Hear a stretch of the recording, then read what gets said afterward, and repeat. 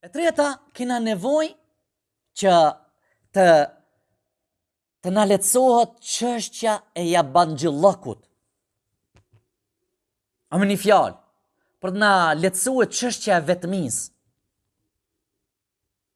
Se pejgamberi sallallahu alaihi wasallam ka thënë bedal islam gariba. Është ardh Islami, ka filluar Islami garib. Garib do thot i huj, jambanxhi, që s'nje askush. Wa sayud gariba, dhe do të kthehet ashtu jambanxhi, kama bada, ashtu siç ka filluar. Kështu thot pejgamberi sallallahu alaihi wasallam.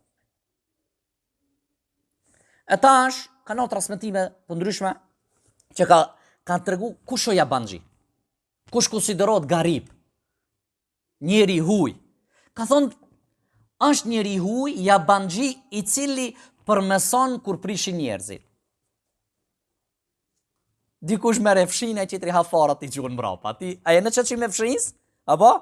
A i ha fara dhe ti gjuhën. Ha fara dhe ti gjuhën. Do thot, ti fshi a i gjuj. Kjo, do thot, a i prishën, ti ndreqen. Kështu, një shembull. Shkurt. Një tjetër, kanë thonë që është jabanxhi është ai njeri i cili zbaton sunetin e pejgamberit alayhi salatu wassalam, ku njerëzit e kanë prish me bidate. Do thot, njerëzit bidatet në kulm, risit këtë në kulm, e ti çka? Ti zbaton sunetin e pejgamberit alayhi salatu wassalam.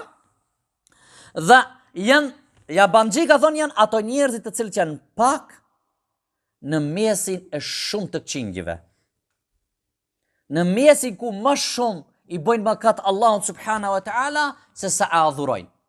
Ki njeri, ki lloj njerëzive konsiderohet jabanxhi i huj. Mirë, pashallahun. A nuk e nini vetën që si të hujt si jabanxhi? Shkon shpitante, nonas falet, babas falet, motras falet, ti qosh me fal Yatsin, ato thënë, ha, në ti e bo si ata. E nin vetën. Merr me lexu Kur'an, a me Kur'an mirësh? A nuk e nin vetën jabanxhia? Shkon në fakultet, shkon në shkollë të mesme, thirrezanit prej këtë shkollës dalën 3, 5, 10, 15, 20, prej 100-200-ve, 20 zeni dalën me fal namazin, e kanë dertin ku me fal xhuman, a 200-300, 1000 smërziten, a nuk jeve jabanxhia? Del në pushim, këti cakin dorët me vajzat, ti ndalesh se haram.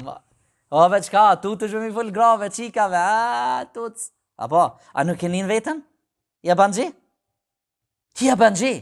Ti kur ta shosh një shok, ti je në këtë çosh të shkollës, ai tjetër na çosh, as ti, as ai su ka përzi me vajza, as ti, atër afro vlla se keni nevojë për njëri tjetrin. Do thot se e largojmë jabanxhillokun, e largojmë vetmin, ja lehtësojmë vetës, lidhmi njëri me tjetrin.